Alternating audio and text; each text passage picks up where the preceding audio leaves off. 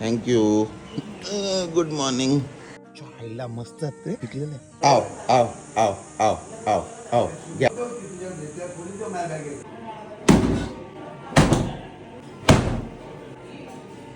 आमच्या राजू दादान पपई दिल्या आमका.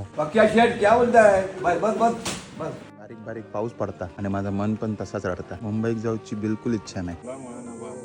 ओय चप्पल काढा. गावरान चिकन चुलीवरचा. तर आता मुंबईला जायच्या आधी आम्ही पावणादेवीच्या मंदिरात परत एकदा आशीर्वाद घ्यायला चाललोय.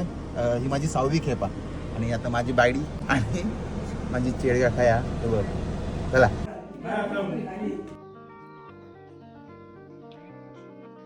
आई पावणादेवी माते, आज आम्ही सगळे मुंबईत चालले तर आमचा प्रवास सुखरूप होऊ दे आणि पुन्हा सुट्टी मिळून लवकरात लवकर या गावात भेट देऊचा आशीर्वाद दे माका. आमच्या खापर पंजोबांच्या काळातली कळशी बघा, याच्यावर नाव लिहिला बघा. काय म्हणतात? सुरबा सखाराम सावंत आणि त्याच्यावर नाव बघायला लिहिलंय बघू. मोठ्या बाबांचं. अमृत आप्पाजी सावंत आणि पुढे काहीतरी लिहिलंय, दिनांक लिहिलंय बघा. आता रे फिरवतय मी दाखवते, वाचून दाखवते. 14/12/1915. ब्रिटिश कालीन आहे. आमच्या घरातले सगळे अँटिक्स बाहेर काढले. हे बघा, एका काय हे माहिती आहे का या?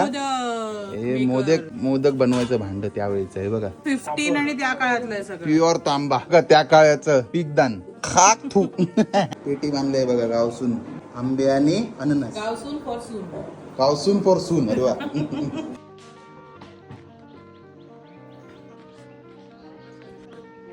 सोनेरी आंबे बाबा.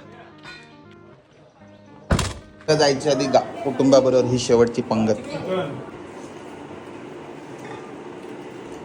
काय बाई बाबा, वाव जेव्हा महाराजा माझ्या वाडवडिलांनो पाहिजे ना त्या तो आज मुंबईत चाललेलो आहे.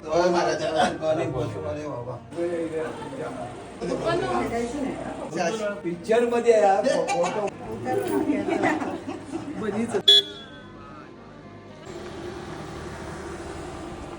फायनली आम्ही गावावरून निघालेलो आहे भरलेल्या मनाने. जाऊची इच्छा तर नाही आहे, पण जाऊक लागताच, कारण त्याशिवाय मला परत यायची ओढ निर्माण होत नाही.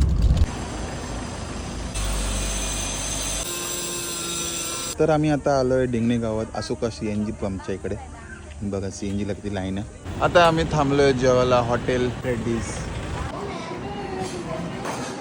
आमच्या ओवीचे फेवरेट फ्राईज.